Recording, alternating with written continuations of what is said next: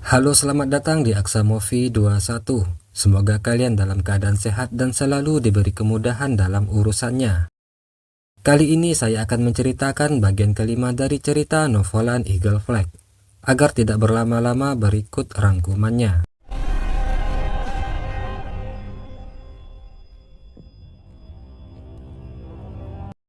Setelah sebelumnya Jie menerima tantangan Ying Wuyi bersiap menyerang dengan goloknya.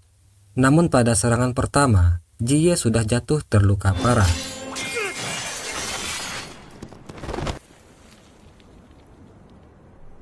Gui Chen yang melihat sahabatnya sudah tak berdaya, dia berinisiatif untuk menerima serangan kedua. Namun sama seperti Jie, Gui Chen tidak sanggup menahan serangan Kaisar Li tersebut. Ketika Ying Wuyi akan menghabisi mereka, Jie kembali menangkap Ying Yu. Dia menggunakannya untuk mengancam Ying Wuyi. Namun Jie kembali melepaskannya. Sebagai seorang lelaki sejati, dia tidak akan menyakiti wanita untuk menyelamatkan hidupnya sendiri. Ying Wuyi kagum melihat semangat dan jiwa kesatria yang dimiliki Jie. Dia pun melepaskan mereka dan menarik mundur pasukannya.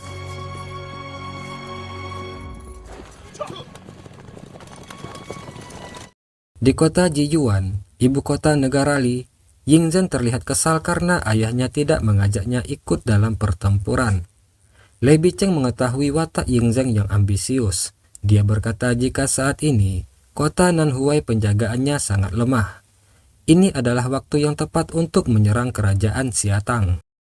Bicheng berkata, jika Ying Zhen berani menyerang kerajaan Xiatang, maka dia akan meminjamkan pasukan taring merah miliknya.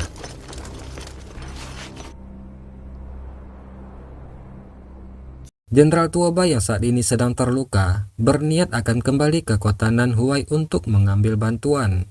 Dia akan membawa Jie untuk ikut bersamanya. Sementara itu, Jenderal Jiu sangat kecewa terhadap Gui Chen. Karena kecerobohannya, mereka kehilangan banyak pasukan kavaleri besi. Gui Chen melakukan hal tersebut untuk menyelamatkan sahabatnya. Namun Jenderal Jiu tidak memperdulikannya. Baginya negara Qingyang lebih penting dari apapun. Sesampainya di Nanhuai, Jenderal Tuoba segera menghadap Kaisar. Dia melaporkan jika saat ini putra Ying Wuyi berencana menyerang kota Nanhuai. Kaisar tahu jika musuh mengira saat ini Nanhuai tidak memiliki pertahanan. Oleh sebab itu, dia memerintahkan penyerangan duluan sebelum musuh meninggalkan kota Jiyuan. Jenderal Tuoba pun membawa pasukannya menuju kota Jiyuan. Tidak lama kemudian Jie menyusulnya.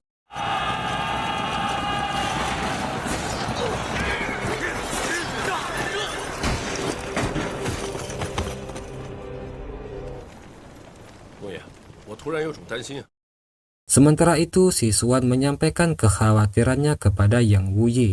Dia takut jika negara Xiatang diam-diam menyerang ibu kota Jiyuan. Sedangkan putra mahkota Ying Zhen tidak memiliki pengalaman bertempur. Ying Wuyi tidak mengkhawatirkan hal tersebut. Yang lebih dia khawatirkan adalah Lei Bicheng. Itu semua karena putranya sangat mempercayai pria tersebut.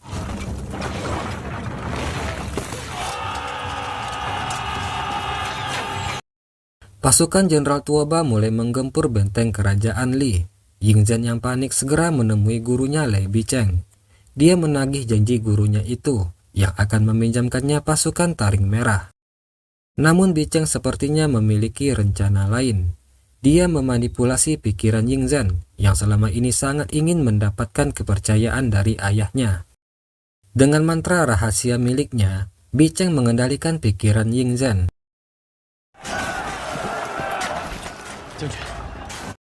Ying Zhen naik ke atas benteng. Melihat hal tersebut, Jenderal Tuoba memerintahkan pasukannya untuk menyerang. Namun tanpa diduga, Ying Zhen tiba-tiba lompat dari benteng, hingga dia pun tewas seketika. Kabar kematian Ying Zhen diketahui Bai Li Jinghong, di mana Bicheng membiarkan mayat Ying Zhen dibawa oleh tentara Xiatang. Bai Lijinghong khawatir jika kematian Yingzhen menyebabkan kemarahan Ying Wuyi, yang akan berakibat perang berkepanjangan di antara mereka. Untuk itu, Gong Yuyi menyarankan agar kaisar menyerahkan mayat Yingzhen kepada Ying Wuyi. Kemudian yang kedua, mereka akan membantu Ying Wuyi mencapai ambisinya memasuki kota Tianqi. Ying Wuyi mendapatkan surat dari Bicheng yang menerangkan jika Pangeran Yingzhen telah tewas dalam serangan kerajaan Xiatang. Membaca berita tersebut, tentu saja Ying Wuyi sangat berduka dan marah atas kematian putranya. Kemudian si Xuan datang melaporkan jika utusan kerajaan Xiatang mengirimkan mayat Yingzhen. Ying Yu sangat marah atas kematian kakaknya. Dia akan membunuh para utusan tersebut, namun dicegah oleh ayahnya dan membiarkan para utusan itu pergi.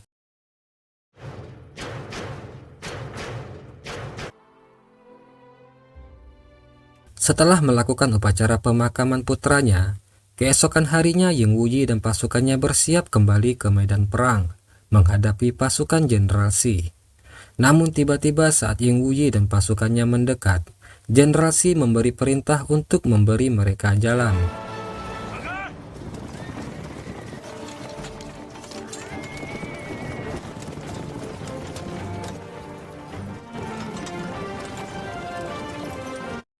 Hal itu membuat Gui Chen merasa heran. Selama perang ini banyak tentara yang tewas hanya untuk hasil yang tidak jelas.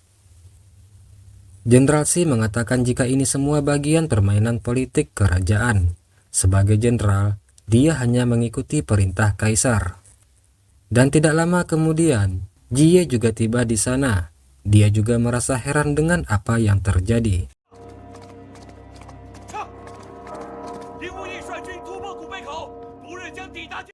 Di kota Tianqi, seorang pengawal melapor jika tentara Li berhasil melewati penjagaan Xiatang.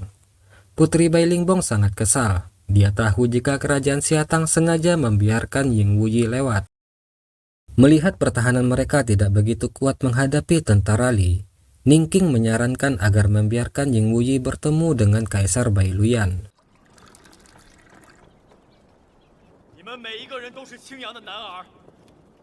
Gui Chen mengumpulkan pasukan Qingyang. Dia memberikan penghormatan kepada mereka yang gugur dalam pertempuran.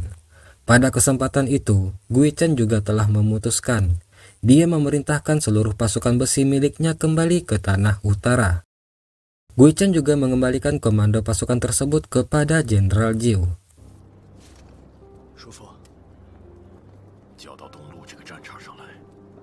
Tentara Ying Wuyi memasuki ibu kota Tianqi tanpa hambatan. Dia memasuki istana membawa jenazah putranya. Sementara itu, Kaisar Bai Luyan terlihat sangat gugup berhadapan dengan Ying Wuyi. Ying Wuyi menyampaikan keinginannya kepada Kaisar. Ying Wuyi meminta keadilan atas kematian putranya yang tewas dalam serangan negara Xiatang. Ying Wuyi juga berkata jika mulai saat ini, dia akan tinggal di ibu kota melindungi kota Tianqi dan meminta Kaisar untuk memberikannya gelar. Kaisar Bai Luyan tidak berani menolak permintaan Ying Wuyi. Dia mengeluarkan dekret yang berisikan jika Ying Wuyi diberi gelar sebagai penjaga Tianqi.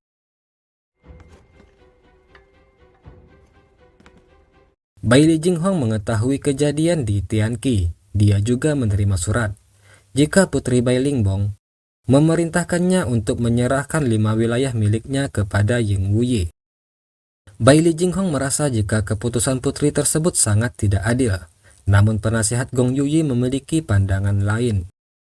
Perintah Putri Bai Lingbong tersebut tidak terlalu buruk, karena dengan demikian mereka bisa mengulur waktu.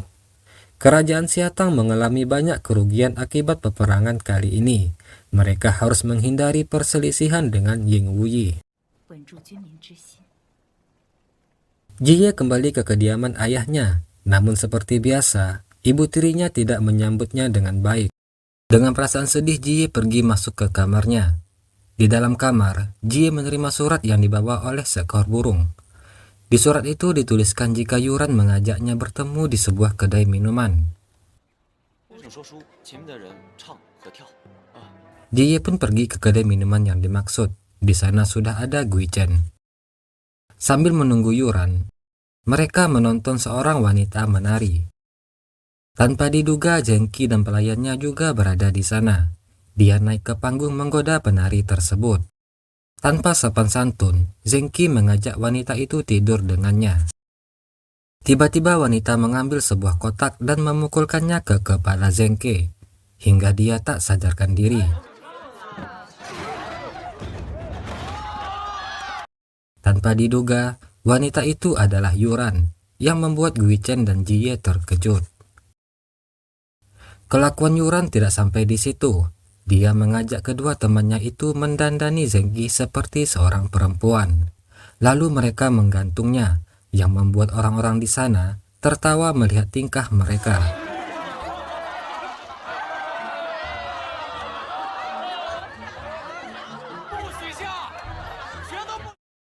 Keesokan harinya, Jenderal Shi bersama tentara siswa akademi memasuki Istana Ji. Mereka akan melakukan penghormatan untuk siswa akademi yang tewas dalam pertempuran sebelumnya. Tidak lama kemudian, Bai Lijin datang mengacaukan upacara. Dia merasa tidak dihargai, karena sebagai murid utama akademi, dia tidak diberitahu mengenai upacara penghormatan tersebut. Bai Lijin melihat pedang milik Jie. Pedang itu adalah hadiah kaisar atas prestasinya dalam pertempuran sebelumnya. Bai Lijin hendak mengambil pedang tersebut, namun dikarenakan tangannya yang terluka akibat pertempuran, dia pun tidak bisa memaksakan keinginannya.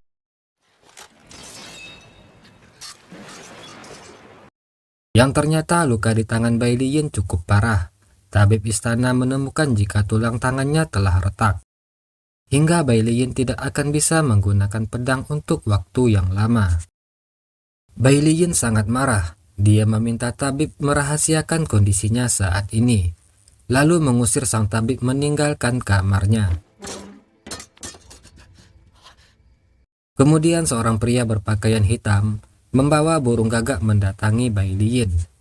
Dia berkata jika dia bisa menyembuhkan tangan Bai Lijin. Tidak hanya itu, pria tersebut juga tahu latar belakang Bai Lijin dan bagaimana ayahnya dulu meninggal. Bai Lijin tidak percaya begitu saja dengan apa yang dikatakan pria tersebut. Kemudian gagak hitam yang dipegang si pria terbang ke tangannya Bai Lijin. Secara ajaib seketika tangannya membaik. Dia bisa mengayunkan pedang dengan mudah. Pria itu berkata jika Bai Lijin ingin mengetahui lebih banyak, maka dia harus menemuinya di kota hantu. Kemudian dengan misterius pria tersebut menghilang dari sana.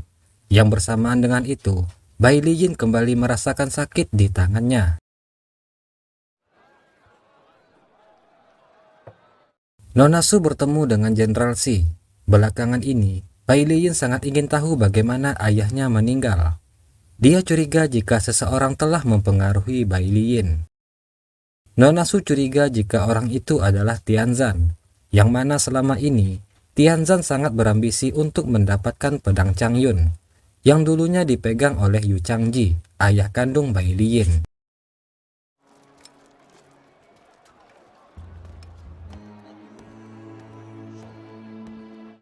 Tianzan memasuki sebuah penginapan. Setibanya di dalam, dia melihat Nona Su telah menunggunya.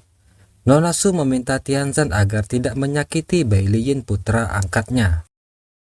Karena perkataannya itu, Tianzan menyadari jika Nona Su mengetahui keberadaan pedang Changyun. Mereka berdua lalu bertarung, namun dengan mudah Nona Su dikalahkan.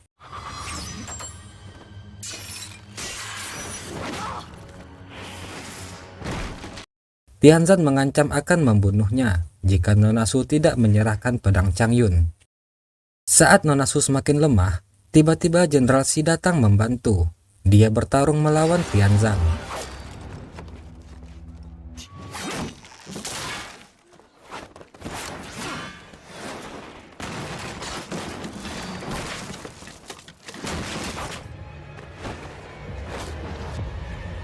Pertarungan mereka terhenti oleh seorang pedagang yang ketakutan melihat pertarungan mereka.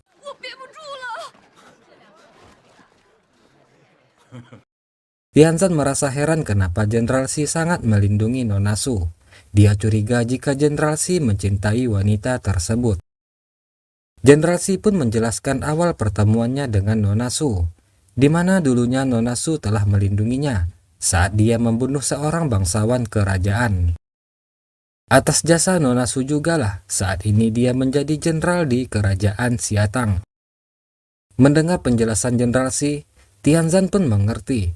Dia meminta temannya tersebut membujuk Nona Su untuk menyerahkan pedangnya dan berjanji akan membiarkan Nona Su pergi dengan aman. Jenderal Shi merawat luka Nona Su. Setelah sadar, dia kembali mengingatkan Nona Su untuk melepaskan pedang Changyun. Pada dasarnya pedang Changyun adalah milik organisasi Tianku, bukan milik Yu Changji. Selama Nona Su menyimpan pedang tersebut, itu akan membahayakan dirinya dan Bai Liyin. Saat ini Jenderal Shi telah membelikannya rumah di daerah pegunungan terpencil. Untuk keselamatannya, dia meminta Nona Su tinggal di sana dan meninggalkan kota Nanhuai. Nona Su merasa heran, kenapa Jenderal Shi sangat mempedulikan keselamatannya. Apakah karena perasaan pribadinya atau demi organisasi Tianku? Di sini akhirnya Jenderal Shi jujur tentang perasaannya, di mana sebenarnya dia sangat mencintai Nona Su. Ya seketika membuat Nona Su pun terdiam. Bai Liyin mendatangi pria misterius sebelumnya di kota hantu. Kepada pria itu, Bai Liyin meminta agar tangannya disembuhkan. Namun pria tersebut berkata jika dia tidak bisa menyembuhkannya. Sebelumnya dia hanya menghilangkan rasa sakit di tangannya untuk sementara. Pria itu berkata jika ada seseorang yang bisa menyembuhkan tangan Bai Liyin. Namun Bai Liyin harus melakukan sesuatu untuk mereka. Di mana pria tersebut menginginkan agar Bai Liyin mencabut pedang Changyun.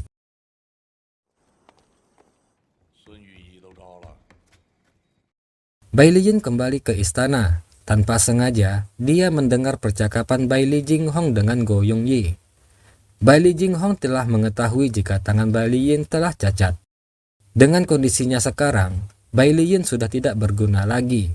Kaisar akan mencari orang lain untuk menggantikan posisinya. Mendengar hal tersebut, Bai Liyin sangat marah. Dia kembali ke tempat pria misterius sebelumnya dan menyanggupi persyaratan pria itu. Dia berjanji akan mencabut pedang Changyun. Oke, demikianlah bagian kelima dari cerita Novolan Eagle Flag. Mohon maaf jika terjadi kesalahan dalam penyampaian saya. Akhir kata saya ucapkan terima kasih. Assalamualaikum warahmatullahi wabarakatuh.